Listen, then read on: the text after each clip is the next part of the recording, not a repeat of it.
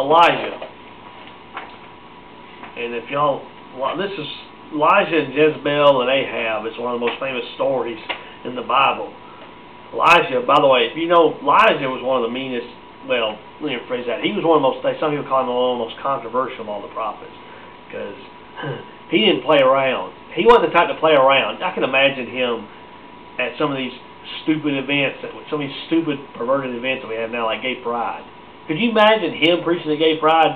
He was sitting there saying, Lord, this is so perverted and sickening, and it makes me sick.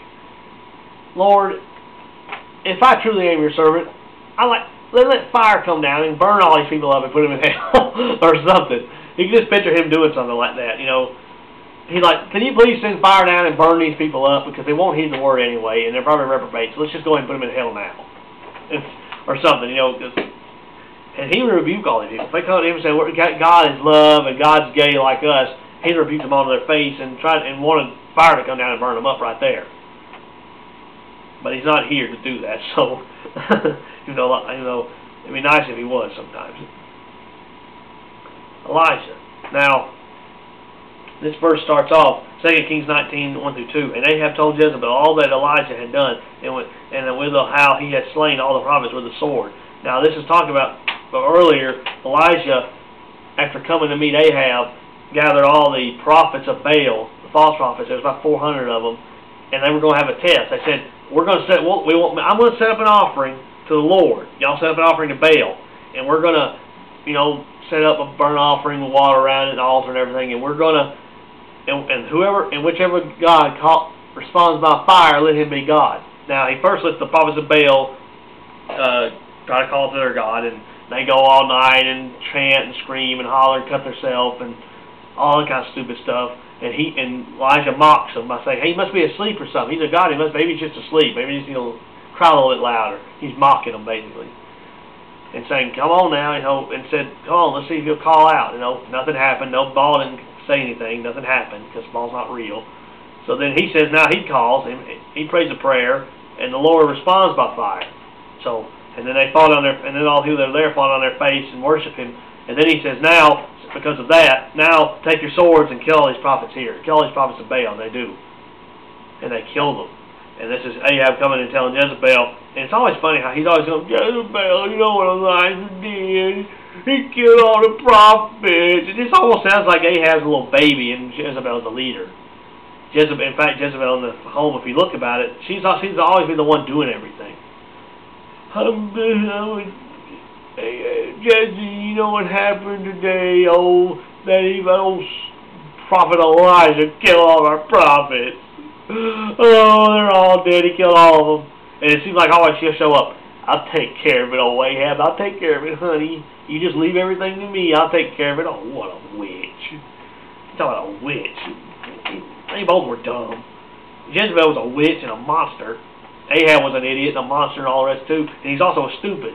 And he's also was a wuss and wouldn't run his house and let Jezebel run it. Look at verse 2, 2 Kings 19:2. Then Jezebel sent a messenger unto Elijah, saying, so let the gods do to me, and more also, if I make not thy life as the life of one of them by tomorrow about this time. She's basically just saying, hey, I'm going to put a hit out on you, big boy. You kill all those prophets, guess what? I'm going to kill you. I'm going to have you killed. Boy, that's not nice. She's going to kill Elijah. That wasn't nice. Well, all he did was kill all the evil prophets. Yeah, they were her buddies. You know, that was her false prophet. She worshipped Baal, and so did Ahab. That were their buddies. And he killed all of them. That's not nice, though, is it? See all the persecution on these people? You don't see any of them sitting there saying, I just sat around all the time, drank tea and everything. That's what the Pharisees did. You always see them talking about they were always in Moses' seat and sitting in the chief rooms of the synagogues and wearing their little robes and getting greetings in the markets and having a great time. You don't see the apostles. You don't see the true Christians going through that. You see them being persecuted by everybody. And the last one, but not the least one, Jesus Christ. Oh no, Jesus would never be persecuted by nobody. He just loved people. He was the greatest. He was the most loving person in the world. Well, he was, but he also was the most hated person in the world. He was the most controversial person that ever lived, and he was most hated. By the way, why do you think he was crucified well, it was part of prophecy. Don't give me that. I know it was part of prophecy, but they didn't crucify him because they fulfilled prophecy. They were not thinking about prophecy fulfillment when they killed him. They killed him because they hated him. They killed him because he exposed sin. They didn't like it, and they said, let's put this man to death so he'll shut up. And they killed him. It had nothing to do with them trying to fulfill prophecy. If fulfilled prophecy, they just didn't know it. They were stupid. They were stupid on that end too. But they were not thinking about prophecy fulfillment when they killed him. So here's some verses. John 7:1. And after these things, Jesus walked in Galilee, for he would not walk in Jewry, because the Jews sought to kill him. Remember, the Bible says he came into his own received him not. The Jews hated him. They tried to kill him many times. John 8:59. They up stones and to cast at him. The Jews, they cast him at Jesus. But Jesus hid himself and went out of the temple, going through the midst of them, and so passed by. Matthew 27:22. Pilate said to them, what shall I do then with Jesus, which is called Christ? They all said unto him, let him be crucified. Why? Again, spoke the truth, rebuked sin, and they didn't like it. And so they said, let's kill him.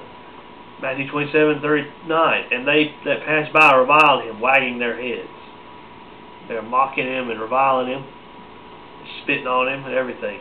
Matthew 15:19. And they smote him on the head with a reed, and did spit upon him, and bowing their knees, worshiping him. And they were mocking him when they did that. That was a mocking. They were not literally worshiping him, they were mocking him. Luke 23:33. And when they were come to the place which is called Calvary, then there they crucified him, and the malefactors, one on the right hand and the other on the left. You talk about wicked. All these people were persecuted and died horrific deaths. I told you John the Baptist was beheaded. John the Beloved was the only one that didn't die. He was boiled in oil, though. He was boiled in oil. They didn't kill him, but he was boiled in oil. But he eventually, a little later on, died a natural death. Peter was crucified upside down. Luke, I believe, was hanged. Paul was beheaded. James was beheaded. Many of them, and there's others, I don't remember all of them. Some were stoned, some were spiked or something, skewered. Bartholomew was flayed alive. If y'all know what that means he was skinned alive. You talk about rough. These men, how do they die like that? Why do they die like that? You know why? Because they were preaching the gospel and people didn't like it. And they got angry and said, we don't like this. And we're going to stop it.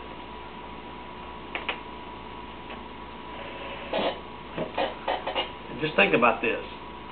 These verses show you that persecution is a big part of the Christian life. And by the way, it comes when you stand up against sin, you stand up against the government, you stand up against people's sins, again, the sin of the country, sin of a person's individual sins. You stand up against their hypocrisy, you stand up against what's wrong in their life and expose them for what they really are and tell them they need to repent, or they go into a fiery flame, a Christless hell, and they don't want to hear it, and they get mad and they start persecuting. That's how it works. If these men had all kept their mouths shut and not said anything, they would not have died these kind of deaths. They would have died a natural death. But because they opened their mouth and rebuked sin and stood against sin, they were killed for it.